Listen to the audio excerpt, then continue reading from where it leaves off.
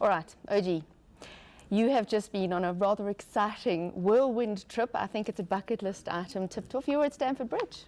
Fantastic trip. I mean, we were offered a trip, to travel with Shield, who are doing a fantastic initiative for South African football, offering, two fans a chance of a lifetime.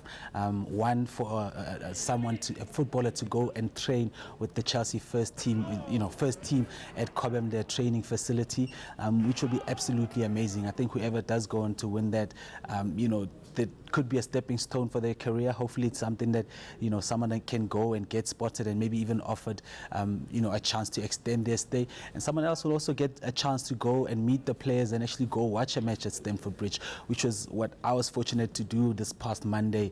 Chelsea had obviously been crowned champions the Friday before, having beaten West Brom, and they were playing Watford, and we were truly, it was the time of our lives, to be honest.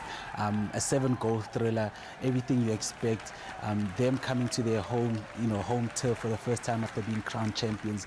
The crowd was absolutely amazing, and the entertainment value, it's absolutely insane. I mean, it's nothing I can compare to having watched local football for the past 20 or so years. Yeah, it looks extraordinary. And of course, let's just point out that you are a Chelsea fan. That was just, that just made it that extra special. I think all the English people that were sitting around me were wondering, where's this guy from? I was going absolutely insane, and I absolutely loved it. It was the most magnificent experience ever. Okay, now we did talk about player workload impacting on Sundowns. Now, this might have benefited Chelsea this season because, of course, they weren't in the Champions League. Different story next season. Totally different story next season, and because of that less workload, you can actually see it. Their players were fresher all the time. I think they didn't have to compete in the Champions League. That means less traveling as well, and it's paid off. I mean, they're in the final of the FA Cup. They've won the championship as well, and convincingly so. I think Tottenham gave them a good run throughout the season. But a guy like Antonio Conte, I mean, speaking to the players and hearing the players and what they have to say about the coach and what he's brought into that side is actually amazing. He's an absolute workhorse, and that's what he expects from his players as well. He's brought out the best in the likes of Cesc Fabregas, who people were thinking he's fading.